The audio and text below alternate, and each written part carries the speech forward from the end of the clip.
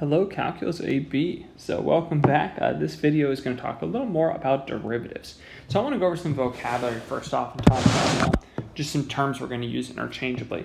So when we talk about derivatives, there are a lot of different ways that we can write and think about them and say them. So derivative is the same as saying f prime of x. And our formal definition for that was to write it as the limit h goes to 0 of f of x plus h minus fx over h. That was how we found the slope of the tangent line. Sometimes you'll actually see a slightly different form, but it's kind of the same thing. So how do you take a limit of the slope between those 2 points as the 2 points become the same thing? You might also see it written, of course, as the slope of the curve, or even the slope of the line tangent to f of x. And you might see it written as different ways. Sometimes we'll see y prime. Sometimes we'll see dy over dx. We'll talk more about that notation later. It just means like the rate of change of y over or the rate of change of x. And sometimes you'll see it referred to as instantaneous rate of change. Anyway, so this is a lot of terms, but I want you to know these are all interchangeable. They all mean the same thing. They're all referring to derivatives, the slope of our graph, and that sort of thing. And I want to remind you also, on a graphical perspective, that when we talk about f prime of x, that is the slope of f's tangent line. So if I look, for example, at this little picture, I'm just going to draw a little picture, nothing crazy going on here. So it's got a little shoop-de-whoop there at 0, and then a negative slope, and then a positive slope. Okay, so if I look, for example, at f prime is 0, f prime is 0 equals 0, because we have a slope of 0 there, right? We have just a horizontal tangent. Horizontal. So my slope is 0. Without even trying to look at the exact numbers, if I took a look, say, I don't know, at 1, like at x equals 1, we have a downward slope. So like f prime of 1 is negative because, because the slope of f is negative. Similarly, if I try to find, say, I don't know, f prime of 6, even though that's actually 5. Well, f prime of 5 there is positive, right? We have a positive slope. Let's make that dot a little bigger. F prime of 5 is positive. Again, because the slope of f is positive. Okay, so that's just going over some of the theory and the ideas we talked about yesterday. I want to furthermore talk today about how do we calculate derivatives. And we're going to use the limits to try and devise some rules and some procedures that we can use as shortcuts, because trying to find that limit is going to be kind of a real pain. Okay, so what I'm going to do is I'm going to make a little table here. Here's f of x. And on the other side of the table, I'm going to do f prime of x. And the first thing we learned about was yesterday, or not yesterday, our last lesson, the derivative of x to the nth power is nx to the n minus 1. And this is always true for all n. So this works if you have like x to the 10 or the square root of x, or something like 1 over x to the 5th that you could rewrite as a negative exponent. Okay, now the next thing you might want to think about is what if we have a constant? So what is the derivative of, and save yourself some room here, what is the derivative of a constant? Well, what I'm going to do is try and derive this using the limit process and come up with a rule we can use. So if I try and find f of x, let's say, is equal to 4, then if I want to find f of x plus h, well, that's saying replace all the x's with x plus h's. But I don't see any x's, so it's still just 4. So if I try and take that limit h goes 0, my definition of derivative, f of x plus h minus f of x divided by h, that's just equal to the limit of 4 minus 4 over h, which is just 0. So what that's telling you is that the derivative of any constant is 0. Okay, and that's true, and that should make sense, right? Because if we draw a graph of y equals 4, if we think about what that graph looks like, doesn't that graph always have a slope of 0, right? The slope is always horizontal. So that's actually pretty useful. Okay, so the next thing is, what if we have a constant in front? So what if we have a constant times f of x? So, and here's the rule on that. If you have a constant in front, what you're going to do is just pull out the constant and then leave it. So that should basically be something that you can see from taking a limit. You could just pull a constant out in front. But what I mean by that is if your function is, say, 4x cubed, if you want to take the derivative of this, what you do is you leave the 4 in front, and then you multiply by the derivative of x cubed. So times 3x squared. It might behoove us to try and combine this into a 12x squared, but that's the same general step, right? Bring the power down and then subtract 1 and leave that in front. So if you take the derivative of c f of x, it's just c times f prime of x. Okay. So one tip I also wanted to give you, this is the same thing with if you have a function, say, f of x plus or minus another function, g of x.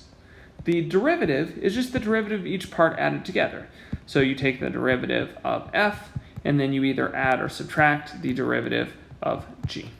Okay, so let's put that up in our table as well. If we take the derivative of f of x plus g of x, I have two more things I'll put in this table. It's f prime of x plus g prime of x. Okay, so this is great because this tells us if we want to, for example, differentiate. And differentiate, by the way, when you see this phrase differentiate, all it means is take the derivative. That's all it's telling you to do. Differentiation is just the act of taking a derivative. So differentiate, for example, I don't know, f of x equals x cubed minus x squared plus 4. Well, all you're going to do there is just take the derivative of each part and keep the signs. So the derivative of x cubed is 3x squared. Derivative of x squared is 2x. Derivative of 4 is 0. Okay, and you can combine these into other ones, for example. So say we have like, or any other polynomial, we can use these rules in combination, or even anything that looks like a polynomial. So if we have, for instance, 5x squared plus 7x minus 2, and I ask you to differentiate that. Here you leave the 5 in front, it's a 2x. Derivative is 7x, you leave the 7 in front, derivative of x is just 1. And then this, of course, is 0, so you can do 10x plus 7. And as you get faster, you don't need to do the parentheses. You'll just like bring the 2 down and multiply it and do something like that. Okay. For example, also, if I tell you that f of x equals 9x cubed plus 7x to the 4 plus 3x minus 5, and I ask you, say, to find f prime of 1. Well, one thing that we kind of mentioned a little bit the other day is when you have to find the derivative at a point, you find f prime first, then you plug in 1.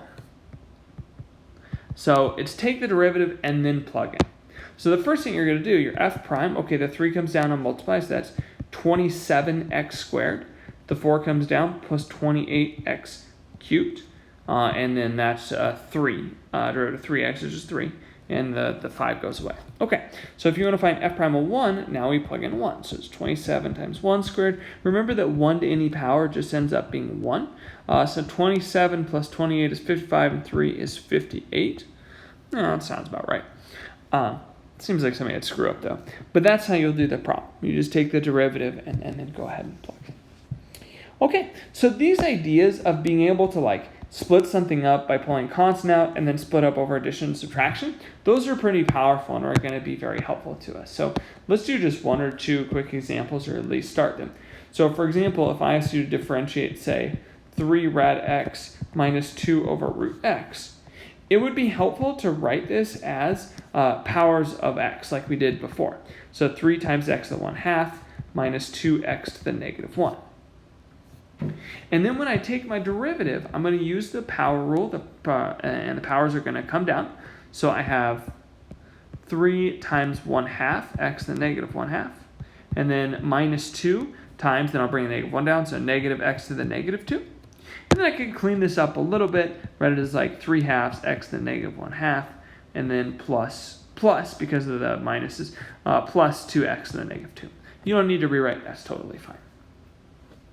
A couple other things here is if you have, for instance, something like this, where let's say you have to take the derivative. So you're going to find g prime of y. I'll just use a different variable. The math's obviously the same. G of y is equal to 3y cubed minus 1 over y. like, don't look at this fraction and just freak out like some people are probably doing right now. What I want to encourage you to do is to split this up. As you guys know, if you do 2/3 plus 1/3, you can write that as 2 plus 1 over 3. You can combine fractions to the same denominator. So you can split up in the same way. So you can write g of y as 3y cubed over y minus 1 over y, which you could write as 3y squared minus y to the negative 1. And then you're off to the races like you've done before. Okay, just a couple other things I wanted to share with you. Some special cases.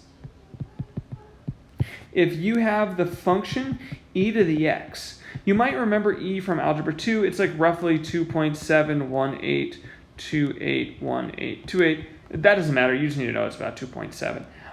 E is actually defined using a limit as the number that is its own derivative.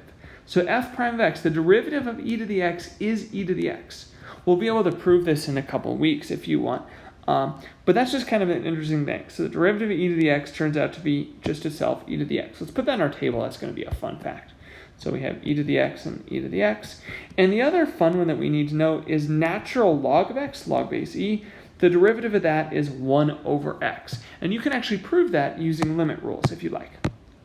So that's one more fun thing to say, is that if f equals the natural log of x, its derivative is 1 over x. Those are some special derivatives we'll need. Okay, well, this is good. Hopefully this helped you figure out how to take derivatives of polynomials and more stuff, and I'll see you all soon.